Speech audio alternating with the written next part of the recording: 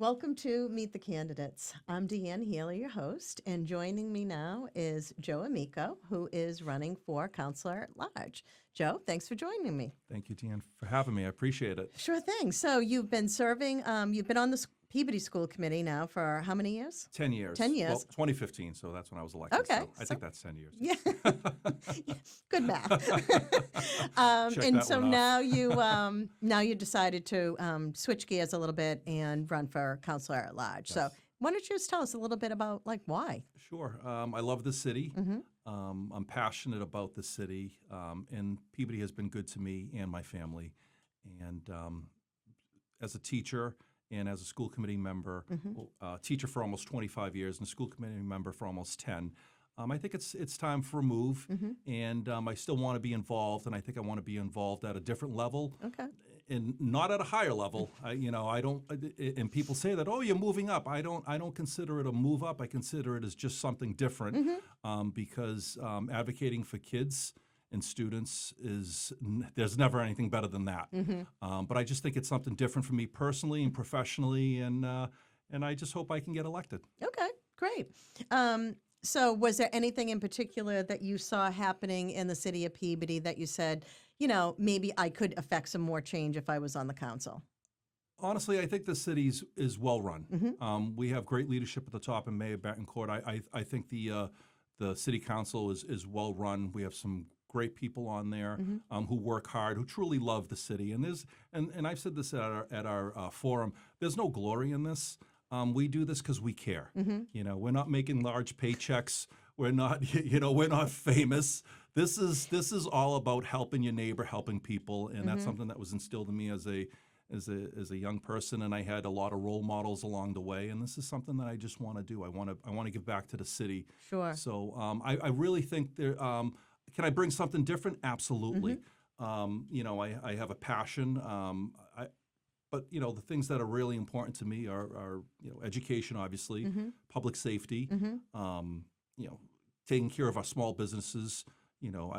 Downtown is a wonderful place. I think we can do a little bit more. I think we need more foot traffic down here to help our small businesses. And obviously, we want to take care of the people who built this city, our seniors, right? So, they invested a lot of time, effort, money in our city, and they still live here. And it's important that we take care of our seniors. Sure. What are you, we'll talk about each one of those issues a little bit. And let's just start with the seniors. What are you hearing from them that is of biggest concern to them? So one of the big concerns, obviously, is we're a microcosm of the country, right? Expenses. A lot of our seniors are on fixed incomes, and no one foresaw what we're into now. Where the cost of everything has gone up. Right.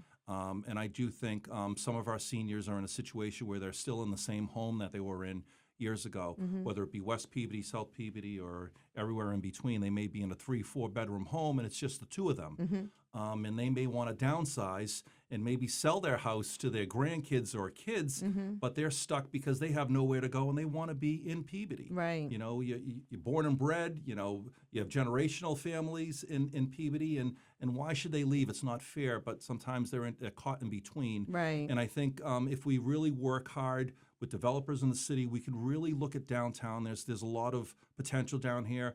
I'm not saying we're going to be overhauling the whole city and downtown and building skyscrapers, but there's some potential down here. Okay. And by potential, I mean maybe smaller units where someone may want to downsize. I look at myself. 15 years from now, I don't want to do maintenance around my house. Maybe my son or my daughter wants to buy our house. And then my wife and I can move downtown and enjoy Petrillo's and one Main Street and all the great restaurants and not have to worry about taking care of lawns and all that. Sounds like a plan. So that's something that we have to really work. And I think there's potential down here. And nationally, they're talking about the silver tsunami, right? Where a lot of people are retiring and they're still young, but they don't want to be in these big homes. They want to be in a smaller condo or an apartment. And I think Peabody really can look at that. So, just staying on that topic for another minute, there's definitely a need for seniors for even more affordable housing, but more housing in general. But I think what we tend to see is when there is a project that comes up, most people don't want it in their neighborhood. Yeah, They understand we need it, but they just not in my backyard. Yeah. How do you try to combat that? You have to bring all the stakeholders together. You have to have great communication. I always said we're very fortunate. We have some great state delegation, and Tom Walsh and Sally Kerrins and Joan Lovely. My relationship with them is anytime I call, they answer and we talk, and I love that. And that's something else I can bring to the table here is that we need them, and they're willing to help, and they really work hard for us and they fight for us. But we have to bring all stakeholders, neighbors, city officials, state officials, and that's how you talk about housing, because you don't want to overdo it. You don't want to do it the wrong way, and that's why people are afraid of having. And that's what it is. It's a fear of having something next door, like you said. You don't want something that isn't right. You want something. If you're going to have something, you want something that fits the neighborhood, and that's what I mean when you have to have that real communication with all the stakeholders. Right. Okay, great. One of the things we've been hearing a lot about too is residents seem to be really up in arms about the state of our streets and our sidewalks. It's Chapter 90 money that we get from the state that typically is allocated for that. How do you mend that with the residents that like they don't feel like enough is happening? It goes back to expenses, right? We have we essentially have two resources, right? You have tax dollars and you have revenue coming in from businesses, and that's part of my whole reasoning to look at downtown. We have great businesses down here. We have great restaurants. We need foot traffic. The more we get down here, and then we have Rousselot, and then you have the industrial park. With Analogic moving up. These are great sources of potential income, more income than we've ever received. That will help with roads and schools and police and fire. There's one big pie, and you have to cut that pie, and eventually you need revenue streams coming in. Otherwise, your taxpayers are paying for it all, and we don't want to do that. Right. What would you? I know that the Rousselot property is zoned for a specific use. What would you like to see happen there? I have a little bit more of an interest there since I live about a quarter of a mile from there. But I think it's important because that's such a big parcel of land. Not only does it connect your neighborhoods there, but it also runs into downtown. So again, I can't just do it myself. Right. The mayor can't do it himself. We need a team of again, you bring in all the stakeholders and you look at every potential asset that you can bring in there, and you go from there. Right. You check off things that you want and check off things that you don't want. Now, do you want to put in 80,000 apartments in there? Absolutely not. Peabody doesn't need that. But a mixed use type of situation, or I know years ago a brewery wanted to come in. So you have to look at all everything's on the table, but you have to do it carefully, bring in all the stakeholders, and have unlimited communication with residents and city officials. Right. Well, you touched on communication, and that seems to be another hot topic. Recently, is that residents feel like they don't get the information that they need. They don't understand maybe how some of these decisions get made. I know that these decisions don't get made lightly or in a vacuum, right? There's a lot of research and data that goes into them, and sometimes they're a long time coming because of that. So the due diligence is being done, but how do you go about improving the communication between allowing residents to feel like they're being heard, but also the other way, that they're getting the information so they understand that there is only so much money to go around and certain decisions have to be made? I think communication at this point is more crucial than ever. The stakes are higher than ever. I think as an elected official, I always say, you can call me, you can email me, you can find me on Facebook and social media, and sometimes people even knock on my door. Just watch out. I have a really, I have an attack dog at the house, so be careful. Yeah. She's a 75-pound golden retriever. But no, seriously, it's all about. I feel like for me, communication is always being involved, and I really do. I really think I can speak for myself, but most elected officials in the city are involved. They're visible. This isn't D.C. We don't hide. we're at Stop and Shop. We're at, we how many times have we been out and run into each other? We're at Treadwell's having ice cream. I'm always available to chat. Right. So I think part of that is onus on residents as well to reach out. Yeah. And to ask questions, and they do. We have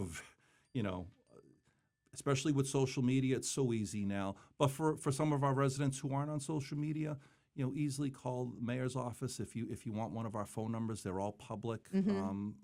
That's what I would tell our residents is reach out. We want to know. We want to know what's going on. And for the most part, we get a lot of residents that do call. No, So. that's great. That's great to hear.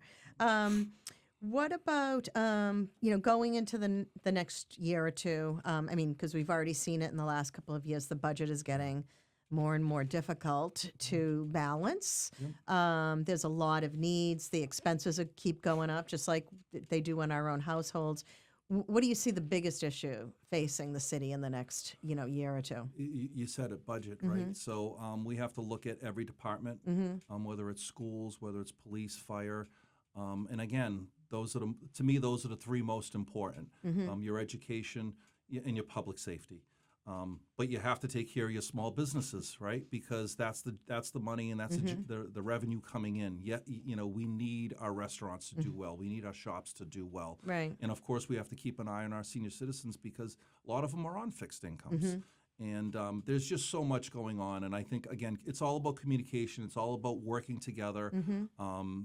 Stakeholders at the state level, they're so important to us. And we're and again, on their end, they're veterans there. They've been around a long time, so they know the ins and outs, and they're such great resources to have. So again, it's all about communication. And in a tough budget time, it's all about empathy as well. Right. You really have to look at things, and because it's if you're making potential cuts, that's someone's livelihood. So we don't take that lightly. It's the worst part of doing what I did on the school committee, but that's my experience. And talking to Tom Walsh, he said that the most difficult job he's ever had in politics was being on a school committee. So I think I'm ready to take the next step. All right, sounds good. We are actually, coming up at the end of our time. Is there anything that we haven't touched on already that is important to you that you want to get across to the residents that may be listening or watching in? Well, thank you again for having me here. And I think the four things that are most important, again, are education, public safety, taking care of our small businesses, and our senior citizens. And I think if we really focus on those items, the rest of it will take care of themselves because they kind of feed off of each other. If your schools are doing well, and if you have a safe city like we do, and your small businesses are doing well downtown, and again, there's a lot of competition for our small businesses. The mall is right up the street. You've got that whole group on 114 in Middleton that just opened up on the West Peabody side. So there's a lot of competition. So we got to get some foot traffic down here. So I would urge anyone. I know we're coming up in November. We have our Small Business Saturday, but make it every day. Sure. Let's shop downtown. You're talking my language Yeah, now, Joe. You well, know that. Well, I am a chamber member, and I am a small business owner as well, so I know this. That's right.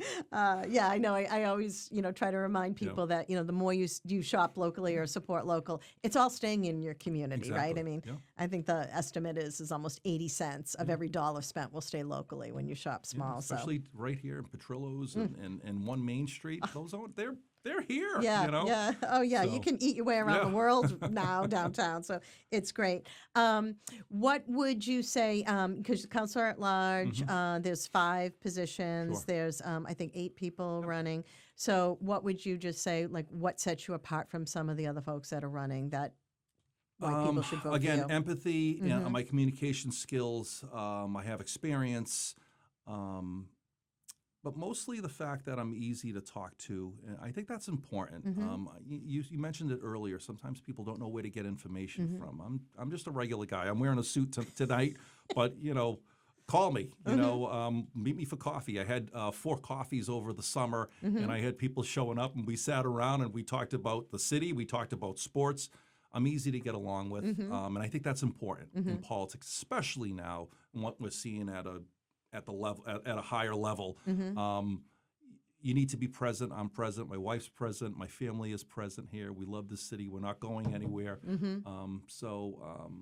Being visible is important to me. So if you have any questions or any concerns, please reach out to me. I really appreciate that. Great, great. Well, thank you for coming in My and pleasure. sitting down chatting with me. Thank you, Election is just a short time away, so I wish you the best of luck. Thank you so much. I really appreciate it. And just everyone get out there and vote. It's important. Local politics is where it's at. Never mind DC. This is where you're going to get your most bang for your buck. It's about you. It's about your kids. It's about your future. So please come out and vote. And I'm the first person on the ballot. I lucked out there. So check that one off Who do first. you know? No, that's purely luck. I'm teasing. But no, honestly, everyone on that ballot is deserving. You have five slots there to vote on, and I really think everyone on there is. And a big shout out to our friend Tom Gould and Ryan Melville, who are no longer on the city council. Thank you for your service. Appreciate it. Great. Thank you. All right. Thanks, Steve.